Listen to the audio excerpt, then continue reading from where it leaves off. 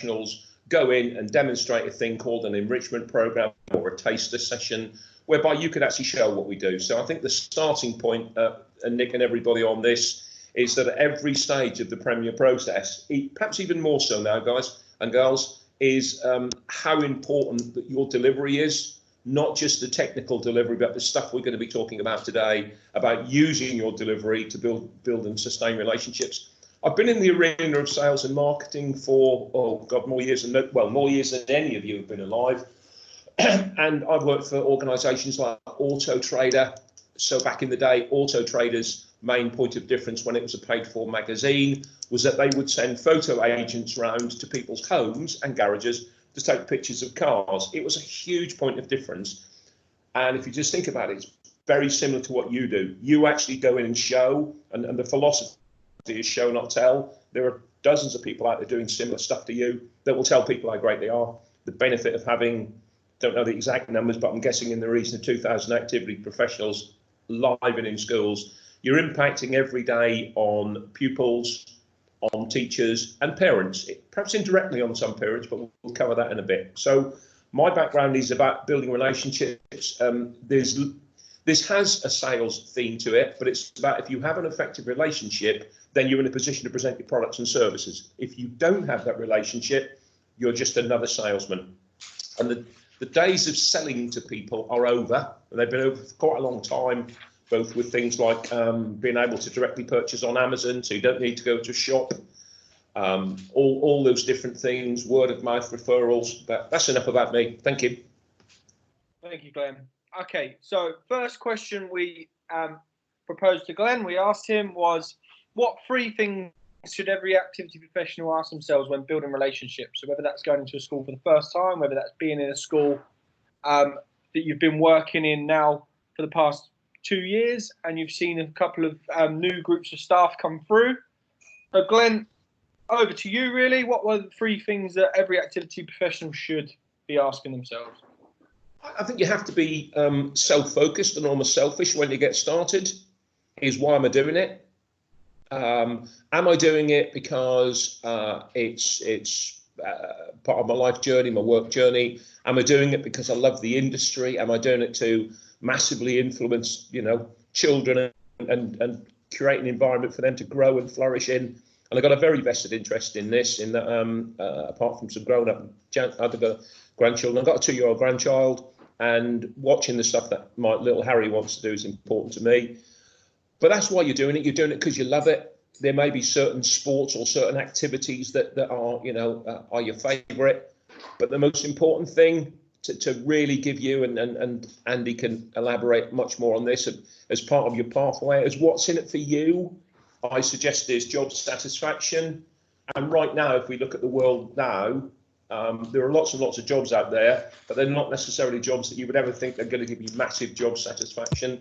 So I would think going into a school, seeing the smiles on everybody you interact with at every level, from the minute you walk into the reception to when you walk out the door, must be brilliant. On the sessions that I've seen over the last 10 years, I've never seen one. I've genuinely, honestly, never seen one that people didn't enjoy. Now, technically, you're far more experienced in this, all of you. It may well be that, it was an 8 and not a 9. But the reality is that if you've got to put a smile on people's face, what's in it for you? I think there are areas of career progression, and this is where Andy and I first had this conversation, which is probably 4 years ago now, at a recruitment day in Attleborough, Andy, if you can remember it, when we talked about encouraging activity professionals to come into the business with a career in mind, not just as a stopgap short term. The next one's almost a rhetorical question, in that how can you make a difference? If the answer is if you can't, you've got to question why you're doing it. The difference you make is that you are going to be encouraging children, not all, but a high proportion of children who don't necessarily see within their home infrastructure, or even sometimes in their school infrastructure, the importance of physical literacy. Genuinely, it's a passion of mine that it's so important that you see yourselves as making a difference. Please don't ever go to any session in the wrong frame of mind, and we'll cover how you can get around that in a minute or two. But it's so important that you understand that when you go in, you will be making a difference. Everything you do, ideally, every time you do it will be a positive difference. But if you don't, if you're not really on your game, then it will be a negative difference. There is no middle ground. You'll never leave it. You'll never go into a school and leave a school on even ground. You will go in with having positively influenced or negatively influenced, and let's look at the positives. When can this start? I think it's already started. It may not be as formal in your business right now as it is in others, but certainly I know of about half a dozen, if not 10 businesses who are building pathways, who are recognising your people skills as well as your technical skills. So if it only starts today, well, let's start it on the 1st of April. And it is still 12 o'clock. I promise no pranks. Everything we cover today is important and interesting, and to an extent serious. So Nick, does anybody have any questions around that, especially the what's in it for me bit, I'm guessing?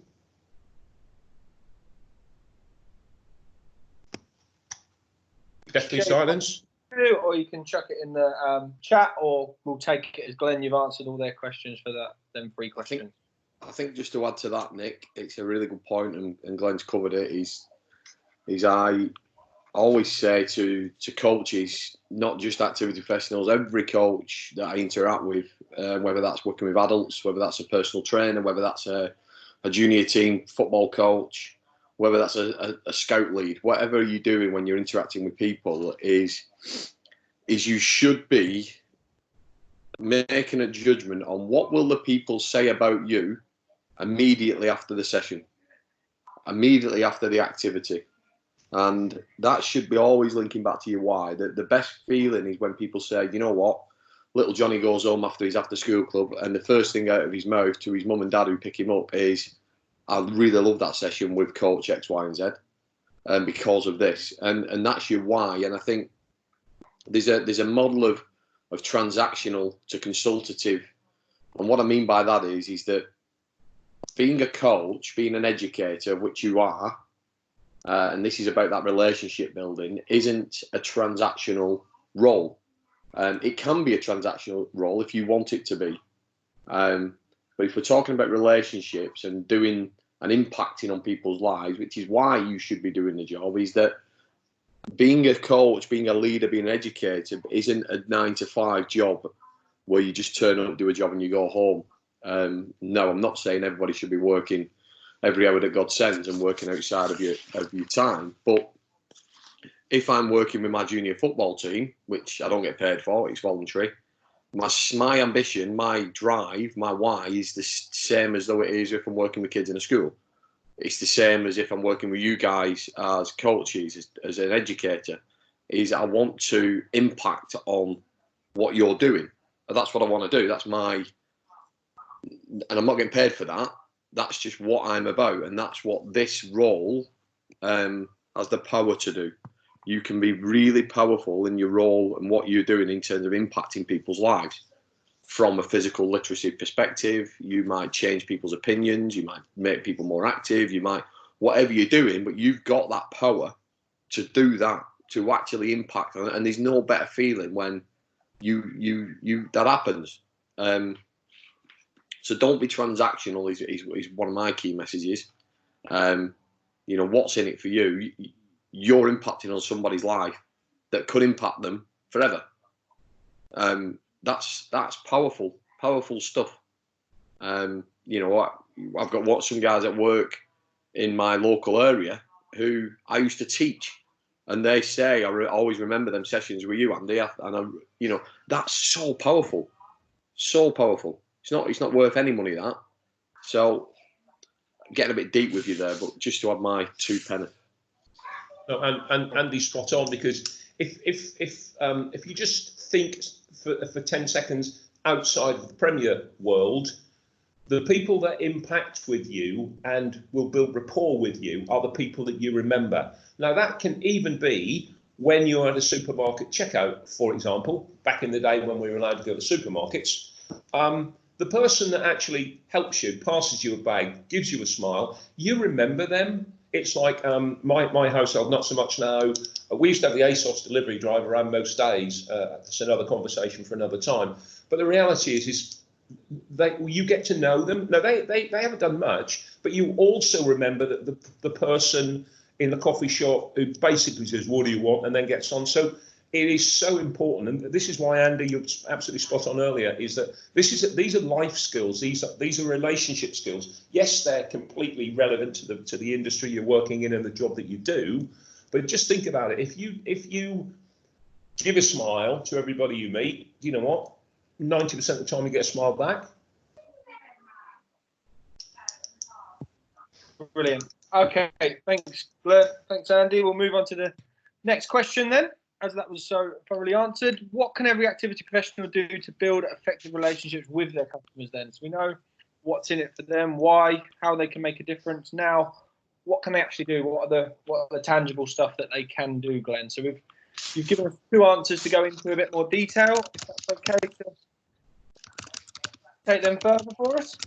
Yeah, we will. So this is an exercise that we would encourage you to complete and indeed take back in your businesses. If you think about it, there are, I think, 79 Premier businesses with 126 areas, could be 127 by now.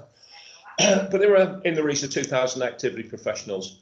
When I asked this question, and Nick's been at these sessions and so has Andy, of franchisees and their business managers, is tell me what you know about your school.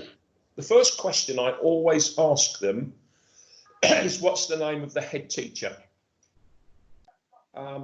If you want to just reply in chat to give me some quick idea as to what percentage between 1 and 100 would you say people say, yes, I definitely know the name of the head teacher at the school that we work in. And these are business owners and their business managers and sometimes ops managers. What sort of percentages could there be? Anybody, just stick me. So we've got 20% from Joe. Thank you, Joe. You must know this business very well. Anybody else? Yeah. Rebecca, I know the business you work in, and you're probably right. Can I just pose a question, and we will come on to the activity audit. Why doesn't every single people in your business know the name of every single head teacher? The answer is that we don't always, particularly through sport, we don't always engage directly with the head teacher. And I'm going to show you a little mechanism of finding out why, and other key people at the school are really important.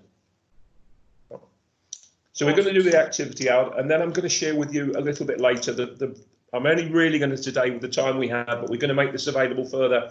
I think, Nick, aren't we? If anybody wants to carry on this, it's a 5-stage effective relationship process. There are others, and I love Andy's pie and peas, but we are at time sensitive today. But I'm going to ask you, encourage you to go away and complete a school activity audit on just one school that you're currently working in. Now, Nick, I'm not sure how we're going to get them back, but I would love to see them, because when we've done this, and we've done this in 3 businesses so far, and every time we've done it, completed it, the amount of information that's come back has been invaluable to share with the group. So I would like to see if we can find some way, Nick, of getting these out and getting them back. And if everybody that does return them, I'll come up with a little prize. Don't know what that will be yet, but it'll either be monetary or something that'll quench your thirst. Yeah, that'd be brilliant. If you email it to myself, I will get it forwarded on to a link that's downloadable, and then we'll get it in. Hopefully someone can do it before the end of the call, and then people can take it straight off the chat box. Yeah. Awesome. Okay, so we're going to go through the school activity audit first, and we'll come on to interesting stuff which can open your eyes with the Panda process. So, school activity audits, then explain why do we have them, what are they, and how do they work? Yeah. Why do we have them? Because I think it's really important, as we're talking about relationships here, just to go, and don't do cliche, just to go that little bit further, that extra mile, and we'll come on to some of those. Why we do it is it's important information to have back in your business, because when we communicate with schools, when your business owners communicate with schools, they might want to send a message, for example, that is of particular relevance to the head teacher. Now, if they do, so for example, a head teacher will want to see the bigger school impact.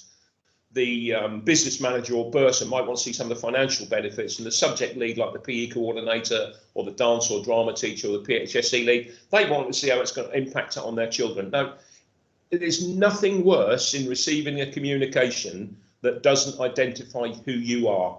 So, for example, if I get letters through to me in my business or at Premier that just don't have my name, they just give me a title, whether it's managing director, head of sales, or whatever that may well be, I think that's rudeness.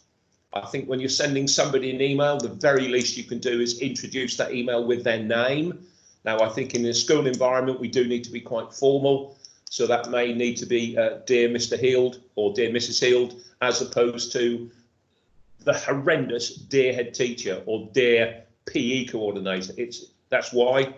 What I'll show you, what it is about is it's a pretty simple, in this case, it's a Word document that you can all complete. And how it's more tricky right now because we don't have as many in-school relationships, i.e. actually coaching and delivering and teaching right now. But the how part is you could probably complete 75% of this simply by searching the school website. Brilliant. Okay, I've just sorted that out, so hopefully we'll get that uploaded and in the chat before the end of the call today. So that'd be brilliant. Okay, so Glenn, moving on. Everyone's probably interested to know what on earth we're talking about pandas and working in primary schools with an animal. How are we going to do it? Okay, well, if you just take nothing away from today, just take this image away with you and think panda. And again, whenever I do sessions like this, I have a little ever-dwindling collection of tiny little pandas that I leave behind with people. Panda is an effective relationship process that I learned far too many years ago, but it works in every single case. However, it doesn't work if you don't get it in the right order. So Panda is about personal and professional preparation. Are you ready to go ahead and do the job? Another question I ask business owners when I'm talking about professional preparation is I ask business owners how they and their business managers and ops managers and activity professionals, how much they actually know about the full range of products and services that a school could get through working with a Premier business. And those figures that came up before, things like 15, 45, 20, 30, I'm not going to ask the question again because it's about the same. The one thing that comes up on this course when we delivered it, Andy, when we did it in Norwich, didn't we, was how little the people on the course, and it wasn't their fault, by the way, how little they knew about the wider range of products and services. They only really knew about what they delivered. And I think that's quite sad. And I think your business owners, if you're listening to this, you know who you are. You have a duty of care to make sure that your team of activity professionals, the strongest army we have to build and sustain relationships, have an opportunity to find out about not just what you do, but what other Premier businesses do as well. The most successful businesses in Premier in relation to sales, the people at the top have an encyclopedic knowledge of not just what they are, so whether it's fencing or archery or dance or drama, but the impact it has on the school. So preparation is vital, and that's really the fulcrum of what we're going to be discussing today. And then that moves on to things like attention. It's how you communicate with people, how you get people talking with you, not just listening to you. So this is a different environment, but if this was a face-to-face situation, I'd be wanting to think that you were talking 70% of the time and me 30. And it's words to use, it's phrases to use. We can help you create better emails, better letters, better conversations, everything we need to do. The third stage is where I'm just going to pause slightly in that. This is where you ask questions to find out about what a customer may want or need. Now, that's not easy to do in isolation on the website because they don't know what they don't know. So, for instance, if they're not doing a breakfast club or an after-school club or they're not doing Game of Actual Life, they don't know what they're missing because they've never had it. However, do not ever get sucked into, and this is where people become poor at relationships and selling, is they go into a meeting or they talk to somebody or they write an email where they think what they need to do is tell them everything about who we are and everything about what we do. and Andy and Nick and Goldie and many others on this call, you would have seen them, which says, it starts off with, we are Premier Education, we're the biggest, we're the best, we're the boldest, before you even have an understanding of what they may want or need. So that's PAND. You find out what they need, you then tell them, you define what you do based on what they want and need. And Andy, this is so true, isn't it?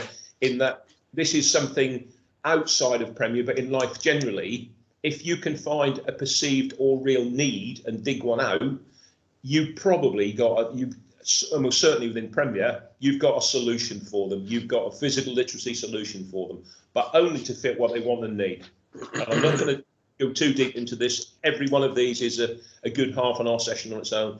And then the last one, the one that infuriates me more than anything else and makes me happy more than anything else, is if you've gone down this route, that you've got yourself ready, you've got the attention of the people, you found out what they want and need, you've told them what you could do, and then you do it. And thank you, Nick or George. I think the school audit documents are already up there. And when you're actioning stuff, always under promise and over deliver. We'll come on to that.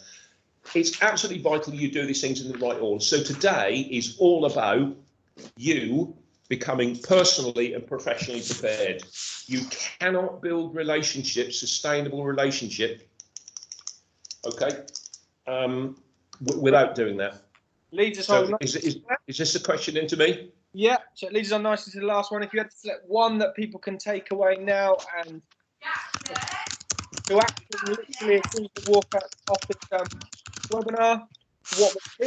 Touch on it. If you could just go into more details how we're going to do that, that'd be brilliant.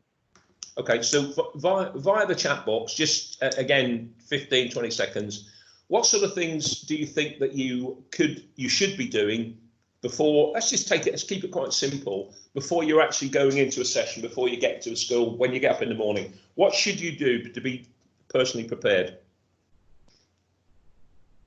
If you want to speak up, then that's fine if that's allowed, but if not, just chat something. What should you do? Feel free to share your microphones if you want. Please do. Nothing? Do you just jump out of bed and hope the day works well?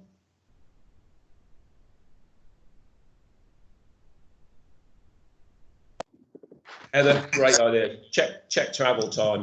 Yeah, absolutely vital.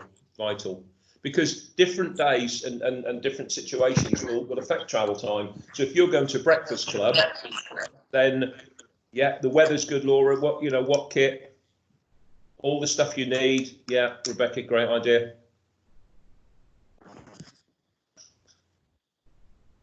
Attitudes, yeah, that's good. I like that. Attitude is in there as well. Thank you. So that's the personal side of stuff, and it's absolutely vital. Right attitude, positivity, registers and plans, Ben, great idea. Now, all of these they come under that heading of that strange phrase called common sense. But I suspect that everybody on this call and the wider audience, both within and outside of Premier, can think of examples where they haven't been as prepared as they should have been.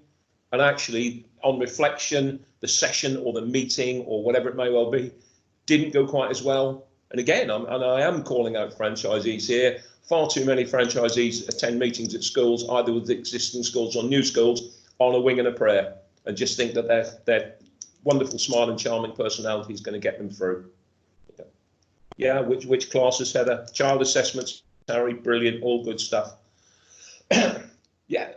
Some of this is really, it's not basic, but it's really important. And the other thing is some of the harder measures within personal preparation are things that set you apart. I always relate to a story, and it's many years ago now. Must be the thick end of 10 years ago.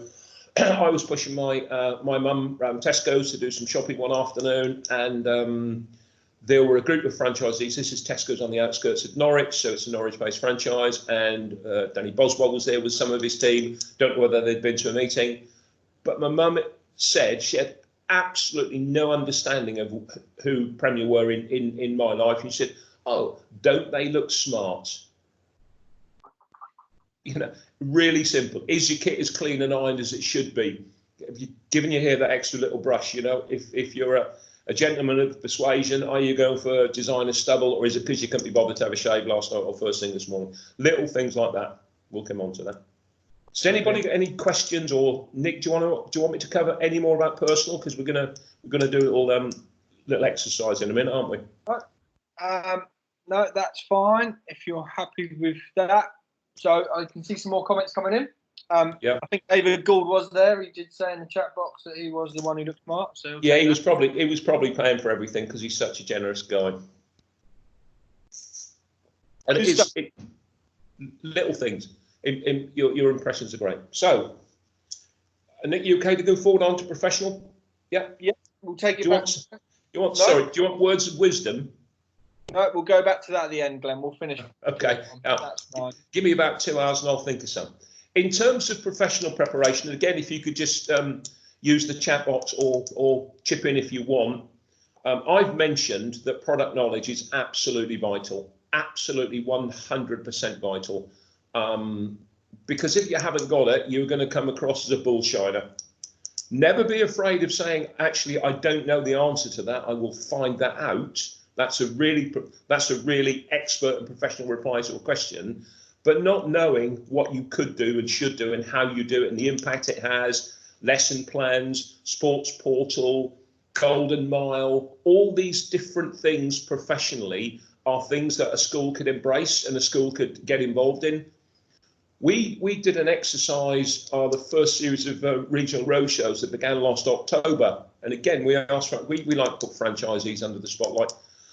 We asked franchisees if they saw any opportunities of doing extra business, building extra relationships in schools where they were currently delivering. So, for example, if they were doing a lunchtime club and there was an after-school club as well, what else could they do at that school? Now, in terms of professional preparation, if you knew who the person or people were delivering those sessions, you could quite easily work out their skill set, work out what the school's not doing, and then just go in there and say, well, actually, look, we're here at lunchtime, we're after school. Why don't we just do a little program based on X over a period of time that we can show to another class? And we identified, well, I say we, the franchisees, even at a relatively small charge out rate, assuming the school wanted it, £5 million worth of potential additional business. £5 million. That's just by saying to the school, we have a great time. And that was, that was being honest to schools as well, as saying to them that, you've got one of our activity professionals in here and they're at a really high standard. And quite frankly, to keep them, you're going to have to give us a bit more work. But in terms of professional preparation, it is product knowledge. It's making sure, and some of what we covered in personal, but it's about making sure that before you get in the car, get on your bike, jump on the bus, however you get where you need to go, that your mind's clear. There is nothing worse than halfway there suddenly thinking and realizing, oh, whatnot, I'm not ready. And I absolutely guarantee you that will show. And for the guys on this call or within Train with Premier particularly that go out and do observations, Nick, what would you say? How long does it take you to realise that an activity professional is well prepared or not, personally and professionally? I would say the saying goes, it's 7 seconds to make an impression. And I think that would be it. I think when you go into a school and you can see they haven't signed in, or you've walked in with them and they haven't got their DBS, or the school doesn't really know who they are because they never really introduced themselves. It's that instant relationship that you get and feeling. It's very hard to overcome them. So it is about being prepared, and then first initial contact points with everybody you meet, whether it's kids, whether it's a school, whether it's peers, just be prepared. Yeah. Even in these days of social distancing, just putting your arm up, a little wave or a thumbs up, it's absolutely amazing. It's a bit like that smile. I had a challenge yesterday where I challenged one of the team in Marks and Spencer's food hall yesterday to help me get stuff I didn't even know existed, but I'd been given the shopping list. And I just put my thumbs up, I held up my shopping list, she came and got it. But professionally, my point being is she knew every aisle where everything was. So you need to know that even if you don't know instantly, you can quickly get an answer, because there are thousands of opportunities out there for you to do more hours, build your role, and do lots of stuff. This is, as you can probably tell, this is a real passion of mine within the relationship or sales process called Panda. Without this, guys and girls, nothing works. You'll get caught out, and you will then become someone that relies on things that used to be called the gift of the gab. And think about this in a personal relationship. You're having a conversation with somebody in an environment you don't know them very well, and they don't take any time and trouble to find out a bit more about you. You know, it doesn't work. Okay, thanks, Nick. No problem at all. So, before we open up to questions, final words of wisdom, Glenn. What can the guys take away with preparation, with anything that you've seen working with franchisees and businesses with Premier over the last decade and beyond? Yeah. What can we say? If this sounds overly simple, please excuse me for that, but this is so timekeeping, appearance, mindset, product knowledge, all of which are within your own individual control. And if you're not sure of the full range of Premier products and services, go to the person, if you like, your line manager or whoever you report into, or wherever you need to go, or through the guys that train with Premier, or through me, and say, how can I find out? Have a look at the new Premier Education website. There's a lot more information on there. It's not just about knowing that we've got 27 different types of sports. It's about what those sports are and how they work. Words of wisdom is to be truthful, and I can't sugarcoat this in any way, shape, or form. If you don't get this right, it won't work for you. You get this right, and there are people on this call now who I've worked with over the last 10 years who are in a very different position when they first started in their business. So there are growth opportunities, promotion opportunities, and importantly alongside that, an opportunity to earn some more money.